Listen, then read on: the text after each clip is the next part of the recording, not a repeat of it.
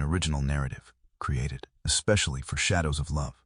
Sophia never meant to kiss a stranger that night.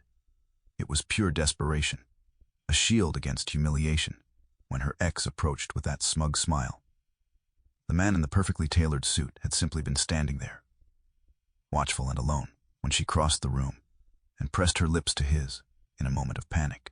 What she couldn't have known was how Alessandro Ricci's dark eyes would study her afterward, not with anger, but with quiet fascination, or how that impulsive kiss would pull her into a world of shadows and power she never wanted to enter. The Mafia boss, who controlled half the city with a whispered word, had been surprised for the first time in years, and as he guided her away from the crowd with a gentle hand at her back, neither of them realized they had just begun a dangerous dance, where truth would become their greatest threat and their only salvation. The alumni gala sparkled with success and champagne, a glittering affair in a glass-walled hotel that seemed to float above the city lights. Sophia Matthews tugged at the hem of her borrowed dress, feeling like an imposter among former classmates who had climbed corporate ladders, while she was still trying to find the first rung. Another drink? A server paused beside her with a tray of champagne flutes. No, thank you. She was already nursing her first, determined to maintain her composure in a room where she felt increasingly invisible. That's when she saw him, Thomas Riley, her ex-boyfriend of 3 years who had dumped her for a marketing executive 6 months ago. He was making his way through the crowd with purpose, that familiar victorious smile on his face. Sophia's stomach dropped. She wasn't ready for this confrontation. Not here. Not when he was riding high on a recent promotion, while she was still working at a bookstore and borrowing dresses. Panic rose in her throat as Thomas approached. She needed an escape, a shield, anything to avoid the pitying looks that would follow their interaction.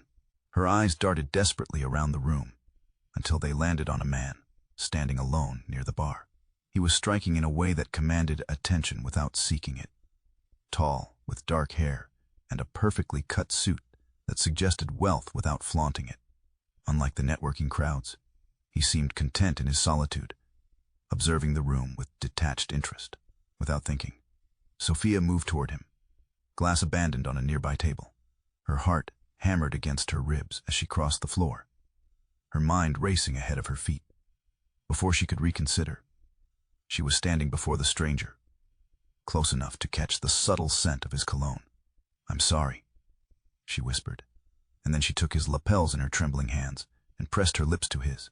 The kiss was brief, clumsy, fueled by desperation rather than desire. When she pulled away, mortification washed over her in a hot wave. What had she done? But instead of recoiling or calling security, the man studied her with quiet intensity, his dark eyes revealing neither anger nor amusement, just curiosity. "We're fine," he said softly, his voice carrying a hint of an accent.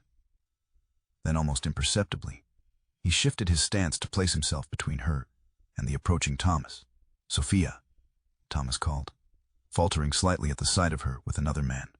"I was hoping to catch up." The stranger's hand found the small of Sophia's back, a gentle pressure that somehow steadied her racing pulse. "I believe we were just leaving," he said, his tone polite but final. Thomas hesitated, clearly assessing the situation before offering a tight smile. "Another time, then." He retreated, leaving Sophia breathless with relief. "Thank you," she managed once Thomas was out of earshot. "I'm so sorry about." I panicked. The corner of the stranger's mouth lifted slightly. Coffee. 20 minutes later, they sat in a quiet bar several blocks from the hotel. The gala's glitter replaced by warm lighting and the gentle murmur of conversation. He had introduced himself simply as Alessandro, offering no last name or title. "So," he said, stirring his espresso, "do you make a habit of kissing strangers at parties?" Heat rushed to Sophia's cheeks. "First time, actually. I just needed to avoid my ex." The man in the blue tie. It wasn't a question. "You noticed." "I notice most things." His eyes met hers, including women who look like they'd rather be anywhere else at society functions. The observation was too accurate to deny. "I don't exactly fit in there." "That makes 2 of us." For the first time, a genuine smile softened his features. "What would you rather be doing, Sophia?" The use of her name startled her. She hadn't introduced herself. You heard him call me that. Alessandro nodded. I listen. It's a useful habit. Instead of feeling unsettled, Sophia found herself relaxing. I'd rather be surrounded by books, honestly. I work at a bookstore, but someday, she trailed off, suddenly self-conscious about sharing her dreams with this mysterious man. Someday, he prompted. It sounds silly compared to corporate success stories, but I want to open my own place. A cafe bookshop where people can feel at home with stories. Somewhere warm, with mismatched chairs and good coffee. She expected polite dismissal. But Alessandro leaned forward, his interest seemingly genuine. That's not silly. It's purposeful. What's stopping you? Reality, money, business experience, a miracle or two. She laughed softly. Dreams require strategy, not miracles. He spoke with quiet certainty. What would you call this place of yours? The question caught her off guard. No one had ever taken her dreams seriously enough to ask for details. Chapters in Chai, she admitted. It's been the name in my head for years. Something shifted in Alessandro's expression. A recognition, perhaps, of the sincerity behind her words. For a moment, the sophisticated stranger seemed almost vulnerable. A good name tells a story, he said finally. Yours already does. As they parted ways outside the bar, Sophia was certain she would never see him again. Alessandro handed her his card, simple, elegant, with just a name and number. If you ever need another rescue, he said, or want to talk about books, their fingers brushed. And Sophia felt something dangerous, an impossible spark between them, a connection that had nothing to do with her desperate kiss, and everything to do with the quiet understanding in his eyes. The next morning, Sophia found an envelope slipped under her apartment door. Cream-colored paper, with an address written in elegant script. No name, no explanation, just a location and a time, 2 p.m. Curiosity overcame caution. At precisely 2 o'clock, she stood before a weathered bookshop tucked between a laundromat and a deli in a part of the city she rarely visited. The sign above the door read folios and footnotes in faded gold lettering. The bell chimed softly as she entered, and the scent of old paper and leather enveloped her. Dust motes danced in the shafts of afternoon light that filtered through tall windows. Between towering shelves, Alessandro stood examining a first edition, looking somehow both at home and apart from the world around him. You came, he said without looking up, as if he'd sensed her presence. Was there any doubt? Sophia approached, drawn by the quiet intensity that seemed to surround him. People rarely surprise me. He closed the book carefully. You've done it twice now. He guided her through the shop, his knowledge of rare books revealing a passion she hadn't expected. In the back room, the elderly owner greeted Alessandro with familiar respect that bordered on deference. Mr. Ricci has an exceptional eye, the owner told Sophia. He invests in stories others overlook. Ricci. The name tugged at something in her memory, but the thought dissolved as Alessandro led her to a section of poetry first editions. This place is magical, she whispered, running her fingers along spines that had survived decades, sometimes centuries. Most people walk past it every day without seeing it. Alessandro selected a slender volume. Like many valuable things, it exists in plain sight for those who know where to look. They spent the afternoon exploring the city's hidden literary corners. A cafe with shelves of free books, a park where writers gathered, a second-hand bookstore with chairs worn from years of readers. Alessandro moved through these spaces with ease. Yet Sophia noticed how people subtly shifted around him, creating distance, without seeming to realize they were doing it. At a small Italian restaurant, where the owner embraced Alessandro like family, they shared a meal that wasn't on any menu. The conversation flowed from books to dreams. Yet Sophia couldn't shake the feeling that Alessandro was carefully curating what he revealed, showing her pages of his life, while keeping whole chapters closed. You mentioned investing in stories, she said over tiramisu. What exactly does that mean? A shadow crossed his features. My family has diverse business interests. I've directed some toward preserving things I find valuable. That's both specific and incredibly vague, Sophia observed. His smile didn't quite reach his eyes. A useful skill in business. 3 days later, their paths crossed again at a literary festival where Sophia was volunteering. She was arranging books at an author signing when Thomas appeared, his arm around the same woman he'd left Sophia for. Still working retail, Soph? Thomas's voice carried just enough for nearby attendees to hear. Claire just got another promotion. Maybe she could put in a word somewhere for you. Sophia felt the familiar sting of his calculated cruelty, designed to emphasize the distance between their circumstances. Before she could respond, Alessandro materialized beside her, his presence immediately drawing Thomas's attention. "Mr. Riley," Alessandro said, his voice soft yet somehow filling the space between them. "I believe your meeting with Westridge Publishing is starting. They don't appreciate tardiness." The color drained from Thomas's face. "How did you?" "Give my regards to Michael. He values loyalty in his business partners." 5 calm words, delivered without emphasis. Yet Thomas stiffened as if struck. "Of course, Mr. Ricci. We were just leaving." He guided his confused girlfriend away with uncharacteristic haste. Sophia turned to Alessandro, questions forming. What was that about? A simple reminder about professional courtesy. His expression revealed nothing. Your ex-boyfriend should choose his battles more carefully. The incident revealed something Sophia couldn't ignore. Alessandro's power didn't announce itself with volume or threats. It existed in the careful way people responded to him, in doors that opened without question, in conversations that shifted when he entered a room. That evening, as they walked along the river, Sophia gathered her courage. "Who are you really, Alessandro? And don't say an investor again." He was quiet for so long, she thought he might not answer. When he finally spoke, his voice carried a weight she hadn't heard before. "My father built an empire that casts long shadows. When he died, I inherited both his wealth and his complications. That's not really an answer. It's all I can offer right now." He stopped walking, turning to face her. "I find myself in the unusual position of wanting you to see me, Sophia, just me, before the rest becomes impossible to separate." The admission held a vulnerability that caught her off guard. Whatever Alessandro was involved in, whatever power he wielded, he was offering her a chance to know the man before the reputation. "I'm not sure that's how it works," she said softly. "People are whole, complicated things. You can't just slice off the parts you want someone to see." "No," he agreed, his eyes holding hers. "But you can choose which parts to show first." As they continued walking, the city lights reflecting on the water, Sophia felt both drawn to the man beside her and unsettled by the whispers of his true identity that seemed to follow in his wake. She was beginning to understand that Alessandro Ricci existed in 2 worlds, and she wasn't certain which one was more dangerous to enter. Their relationship evolved in quiet moments.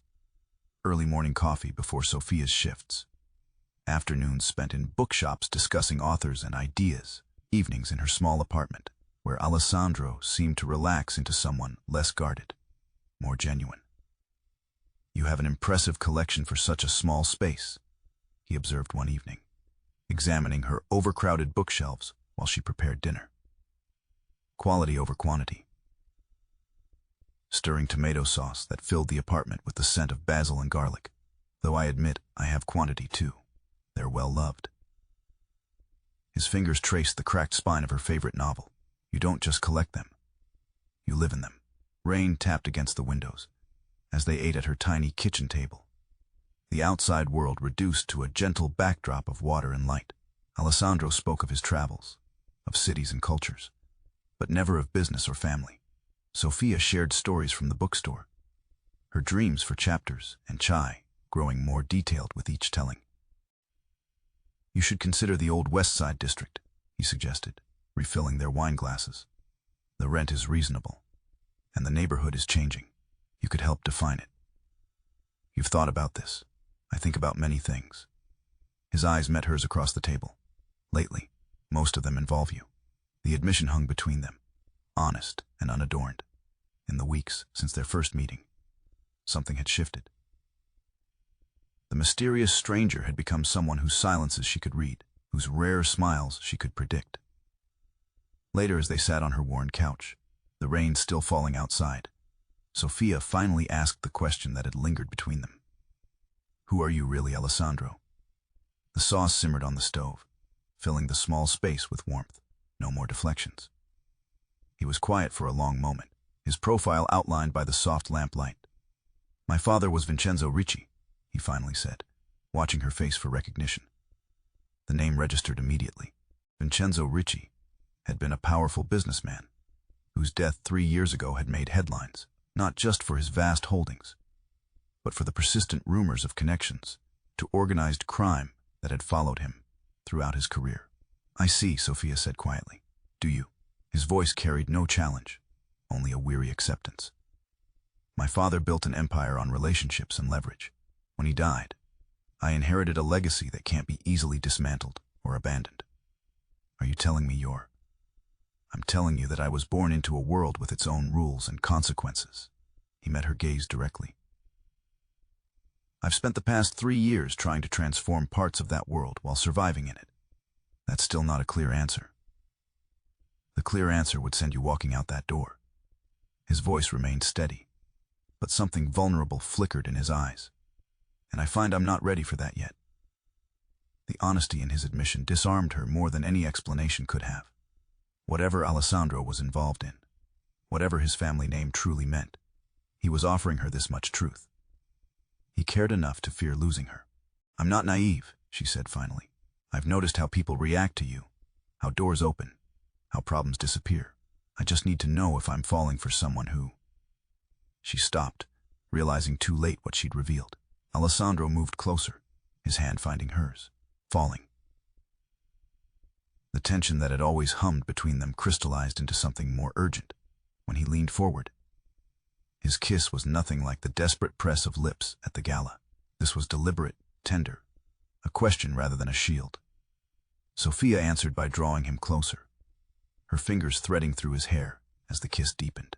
For once, neither of them was hiding or deflecting.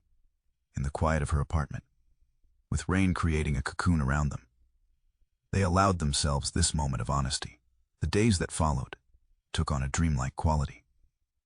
Alessandro began spending most evenings at her apartment, bringing rare books he thought she'd enjoy, cooking Italian dishes that filled her home with new scents and flavors.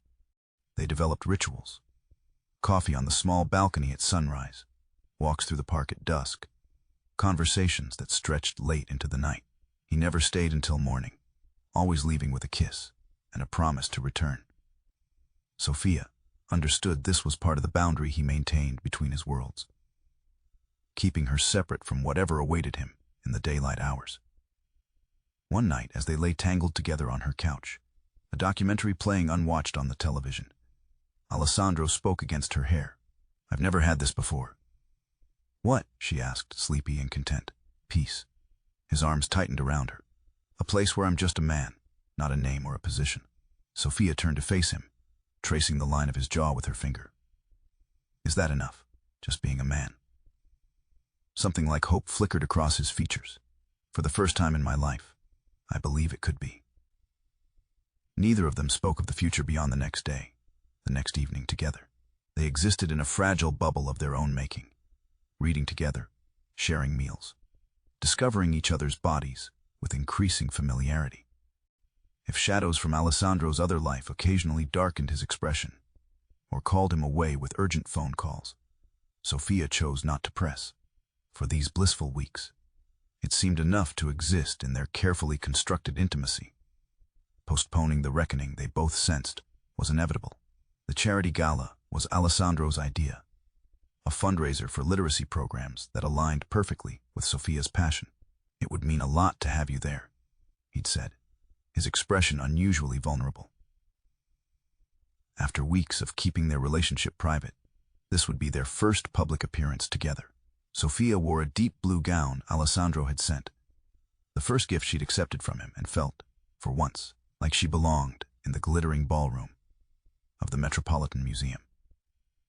Alessandro moved through the crowd with easy confidence, his hand never leaving the small of her back, introducing her to people whose names she recognized from news headlines.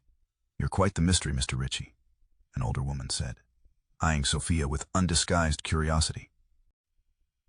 "The press has been speculating about your companion all evening." Alessandro's smile remained pleasant, but Sophia felt him tense beside her. Some mysteries are worth protecting, Mrs. Harrington.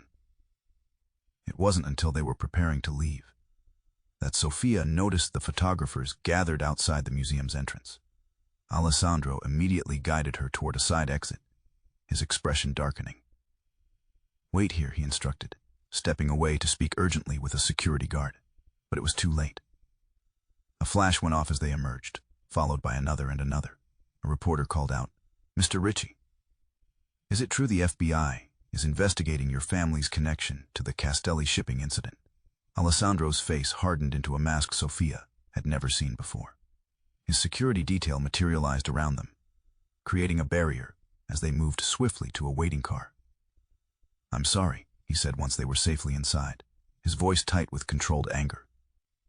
"That shouldn't have happened." "Alessandro, what was he talking about? What shipping incident?" "Nothing you need to concern yourself with." The dismissal was automatic. His attention focused on his phone as he fired off rapid text messages. The car delivered them to his penthouse, a place Sophia had never been before. The luxurious apartment with its panoramic city views felt impersonal, more like a hotel suite than a home. While Alessandro made calls in another room, Sophia found herself drawn to a wall of framed newspaper articles and photographs. The headlines told a story she had deliberately avoided investigating. Ricci Empire under scrutiny. Alessandro Ricci takes control after father's death. FBI probes Ricci family connections. In one photo, Alessandro stood beside an older man with the same commanding presence.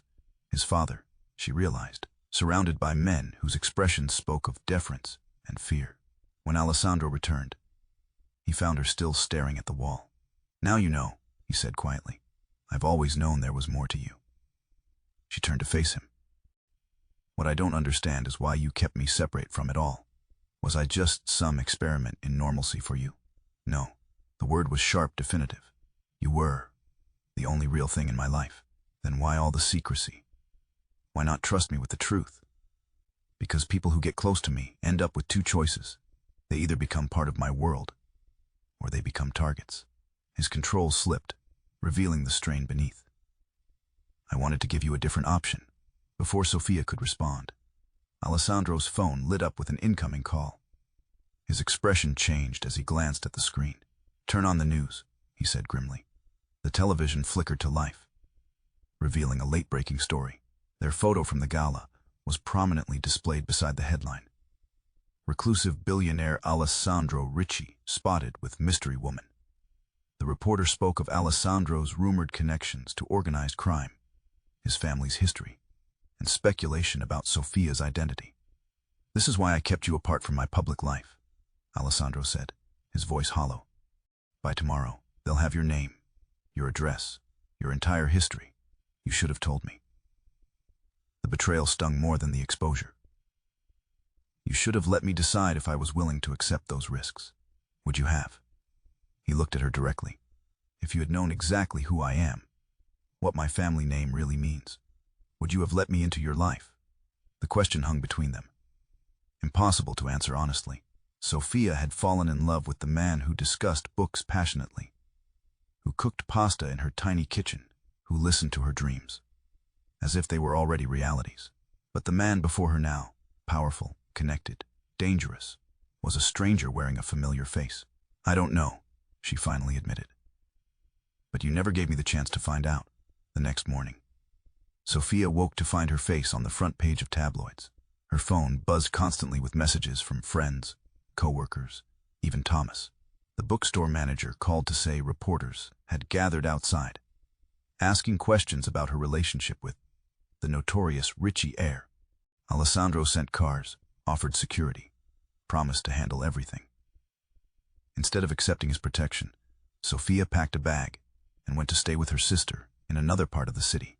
Over the following days, Alessandro's attempts to make amends arrived in increasingly grand gestures. Rare first editions delivered to her sister's apartment, offers to use his influence to silence the press, even the suggestion of an extended trip abroad until things settle. Each gift, each offer of assistance using his wealth or power, only reinforced what Sophia had realized that night in his penthouse.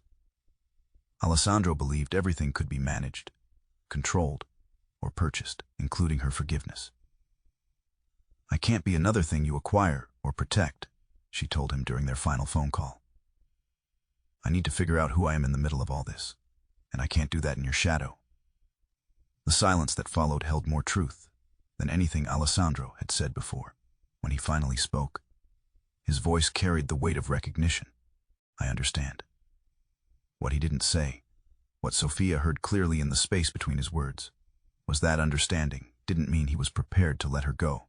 3 weeks after walking away, Sophia returned to her normal life, or as normal as it could be with occasional paparazzi, still hoping for a glimpse of Ricci's mystery woman.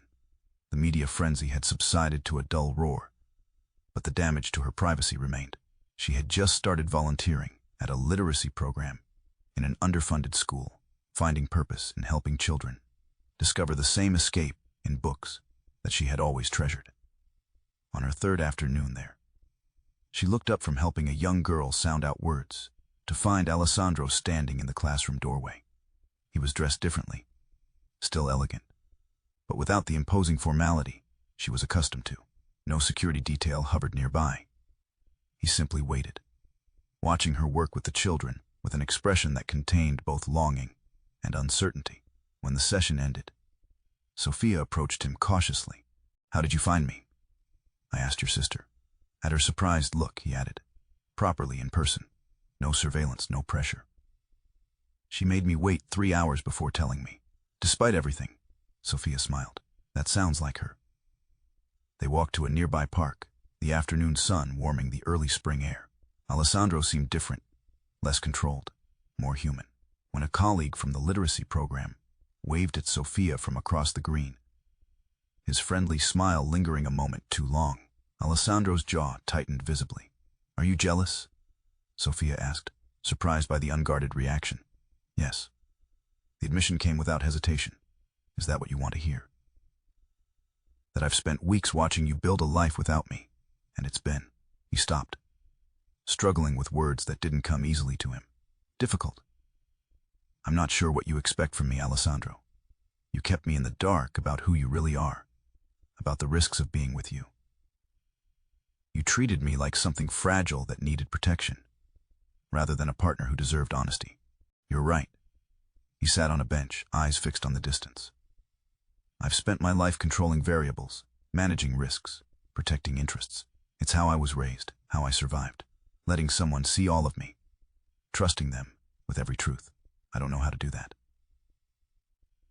The vulnerability in his admission reached something in Sophia that all his grand gestures hadn't touched.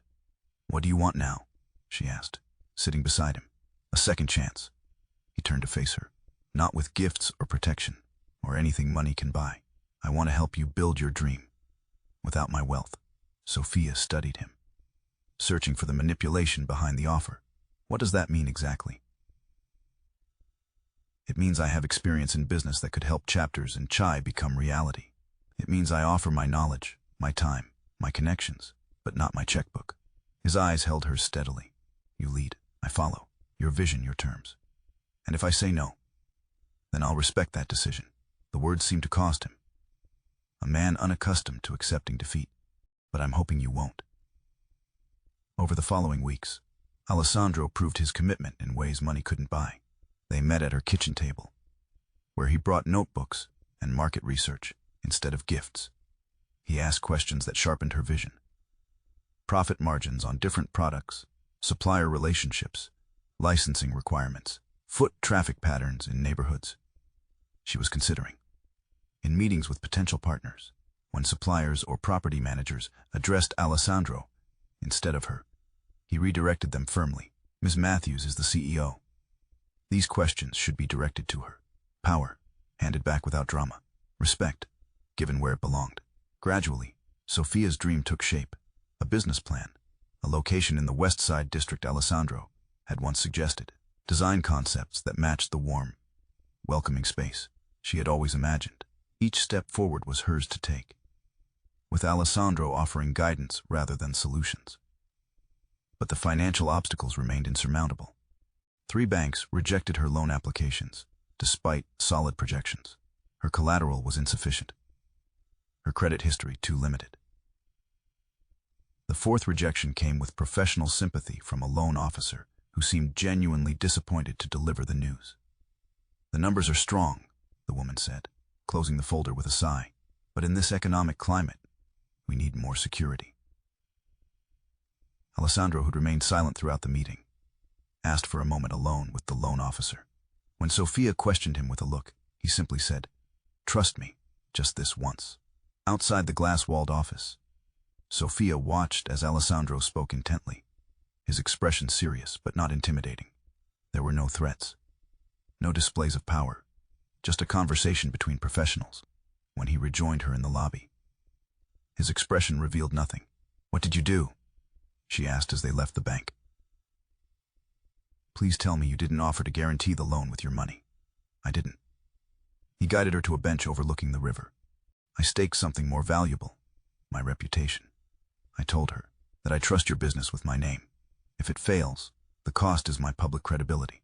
The distinction was significant. He hadn't solved her problem with wealth, but with faith. The loan would be approved on its merits, documented and clean, supported by his belief in her vision, rather than his bank account. "Why would you risk that?" she asked softly. "Because some investments aren't about money." His hand found hers, tentative in a way the powerful Alessandro Ricci had never been before. "Some are about believing in someone enough to stake everything on their success." The final bank rejection came on a rainy Tuesday afternoon. Despite Alessandro's intervention with the previous institution, the loan committee had ultimately declined Sophia's application. She sat in her apartment surrounded by business plans and projections, the dream of chapters and chai seeming further away than ever. When Alessandro arrived, his expression told her he already knew. "I heard," he said simply, setting down his coat. "I'm sorry. It's not your fault." Sophia gathered the scattered papers with resigned movements. "Maybe it wasn't meant to be." "I don't believe that." The quiet conviction in his voice made her look up. "Neither do you." Alessandro sat beside her, examining the latest rejection letter. After a moment of contemplation, he spoke carefully. "There's another option we haven't discussed. If you're about to offer me money, I'm not." He met her gaze directly. "I'm offering you a partnership, not as a silent investor, not as a benefactor, as an equal partner in chapters and chai." The proposal hung between them, unexpected and complicated. "Why would you want that?" "Because I believe in your vision. Because I've watched you pour yourself into this dream for months." He hesitated, then added, "And because I want to build something with you that isn't shadowed by my other world. You have an empire already, Alessandro. Why would you care about a small cafe bookshop?" "Because nothing in that empire is truly mine." The admission came with a rawness she'd rarely heard from him. "Everything I control was inherited or acquired through my family name. This would be something I helped create, not something I claimed." Sophia considered his words, recognizing the truth in them. For a man who had everything, the opportunity to build something from the ground up, especially with someone he cared for, held a value beyond money. "If we do this," she said slowly, "it would be a true partnership. Decisions made together, work shared equally." "Agreed." "And no using your influence to make problems disappear or pull strings." A smile touched his lips. "That might be harder, but I'll try." The partnership changed everything. With Alessandro's name officially on the business documents, not as a silent backer, but as co-founder, the final loan was approved. They found a perfect location. A corner storefront with large windows and worn wooden floors that creaked with history. Alessandro approached the renovation with unexpected enthusiasm, rolling up his sleeves to strip old paint and repair bookshelves alongside the contractors. Sophia caught glimpses of a different man during those weeks. One who laughed more easily, who seemed unburdened by the weight of his other responsibilities. One evening, as they worked late painting the walls a warm amber color, Alessandro's phone rang with a call he couldn't ignore. Sophia overheard fragments of a conversation about family business and necessary measures. When he returned, the carefree expression had vanished, replaced by the controlled mask she recognized from their early days. "I need to go," he said, wiping paint from his hands. "There's a situation that requires my attention. Your other life calling." She tried to keep her tone light, but concern slipped through. Alessandro hesitated, visibly torn between worlds. Then, instead of offering a vague excuse or deflection, he sat down on a paint-splattered dropcloth. "One of our shipping companies is being used to move product that isn't on any manifest," he explained, his voice low. "I've been working with authorities to identify who in my organization is responsible without creating a war. Tonight, they're making arrests." The honesty stunned her. "Why are you telling me this?" "Because you were right before. You deserve to know who I am, all of it." He looked up at her. Vulnerability and strength intertwined in his expression. "I've been systematically dismantling the illegal operations my father built, converting everything to legitimate business. It's slow, dangerous work." "Is that why there were those headlines about FBI investigations?" He nodded. "Some are working with me. Others still see the Ricci name and assume I'm continuing my father's legacy." Understanding dawned on Sophia. The careful balance Alessandro maintained wasn't just about power or control. It was about transformation, about changing a legacy without destroying it completely. Opening night of Chapters and Chai arrived 6 months after their partnership began. The space glowed with warm lighting. Comfortable chairs, arranged among carefully curated bookshelves. The air carried the mingled scents of fresh coffee, baked goods, and new books. Alessandro moved through the crowded room, wearing an apron with the shop's logo, serving coffee and clearing tables, without any sign that he controlled businesses worth billions. When Thomas appeared at the door with a date, drawn by curiosity, or perhaps the write-up in the local paper, Sophia felt none of the old anxiety. "Your ex is here," Alessandro murmured, appearing beside her with a fresh pot of coffee. "I noticed." Sophia watched as Thomas took in the success around him, his expression shifting from curiosity to surprise. "Does it bother you?" "No." Alessandro's hand found hers briefly. "You've built something real here. Let him see it." When Thomas approached to offer congratulations that sounded almost sincere, there was no power play, no subtle intimidation from Alessandro, just the quiet confidence of a man who no longer needed to prove anything. Later, as the last customers departed, and they began closing for the night, Sophia realized something fundamental had changed. The man carefully stacking chairs and wiping down tables wasn't Alessandro Ricci, heir to a complicated empire. He was simply Alessandro, her partner in a dream made real. "We did it," she said, locking the door behind the final guest. "You did it," he corrected, pulling her into his arms. "I just had the good sense to follow your lead." 6 months after Chapters and Chai opened its doors, the cafe bookshop had become a neighborhood fixture. Regular customers claimed favorite corners. Local authors requested launch events, and a small but dedicated book club met every Thursday evening. The success wasn't measured in profit margins alone, though those were healthy, but in the community that had formed around Sophia's vision. Alessandro balanced his time between the shop and his other businesses with increasing transparency. The wall between his worlds had thinned, allowing Sophia glimpses of the complex process of transformation he had undertaken. Each month, another piece of the Ricci empire was restructured, legitimized, or sold to trusted associates. "It's like dismantling a bomb," he explained one evening as they closed the shop together. "Cut the wrong wire, and everything explodes. Move too quickly, and people who depend on me lose livelihoods. Too slowly, and I remain tethered to systems I want to abandon."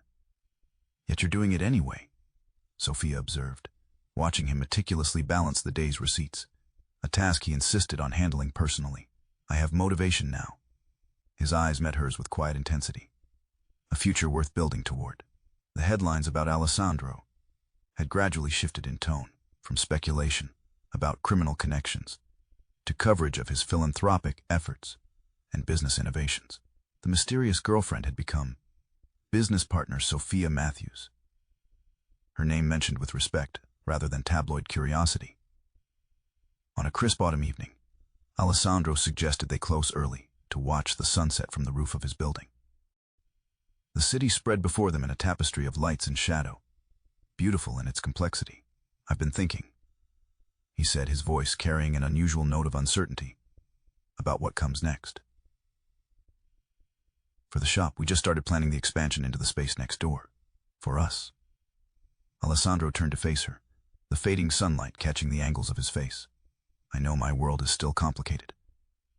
There are still people who remember my father's methods. Still rivals who would use any vulnerability against me. I'm aware of the risks, Sophia said softly. I've been living with them since the day my face appeared in those tabloids. And yet you've stayed. Wonder colored his voice. Even knowing what my name carries, what shadows still linger, you've chosen to build something with me. Because I love the man, not the name. The admission came easily. A truth they both had known, but rarely voiced. The complications are part of who you are, but they're not all of you. Alessandro reached into his pocket and withdrew a small box. Unlike the grand gestures of their early days, this wasn't wrapped in expensive paper or delivered with dramatic flair. It was simple, almost humble in its presentation. I can't promise you a life without complications, he said, opening the box to reveal a ring that was elegant in its simplicity. A single diamond set in platinum, beautiful, without ostentation. I can't guarantee that my past won't occasionally reach toward our future, but I can promise you honesty, always. I can promise that every step I take from now on will be toward a life where my name means something different than it did when my father carried it. Sophia looked at the ring, then at the man holding it, a man who had transformed himself as surely as he was transforming his empire. Are you asking me to marry you, Alessandro Ricci? I'm asking you to continue building with me. A life, a future, a legacy that we choose together. His hands were steady, but vulnerability shone in his eyes. I'm asking you to trust that what we've started here is stronger than any shadow from my past. The city lights blurred as tears filled Sophia's eyes. She thought of their journey. From a desperate kiss at a gala to partners in both business and life. She thought of the walls he had dismantled. Not just in his empire, but in himself, allowing her to see the man beneath the power and the name. Yes, she said simply, holding out her hand. To all of it, as he slipped the ring onto her finger. Alessandro's smile held none of the careful restraint she had once known. It was open, unguarded, the expression of a man who had found something more valuable than power or control. In the months that followed, they moved forward together. Chapters and chai expanded into the neighboring space, adding a children's reading room and more event space. Alessandro continued the methodical work of reshaping his family's legacy, making choices that sometimes cost him financially, but allowed him to sleep more peacefully at night. They were married in the bookshop on a winter evening, surrounded by shelves of stories and people who had become family. No photographers documented the event. No headlines announced it the next day. It was private, intimate, a moment that belonged only to them and those they trusted. The business thrived. The headlines about Alessandro's past gradually faded into occasional mentions of his business acumen or philanthropy. Sophia's dream grew beyond what she had initially imagined, touching lives through literacy programs and community events. And at the heart of it all remained the truth that had begun with a desperate kiss. Not a story of possession or protection, but of transformation, of a woman who refused to be less than a partner, and a man who discovered that the greatest power lay not in control, but in the courage to change.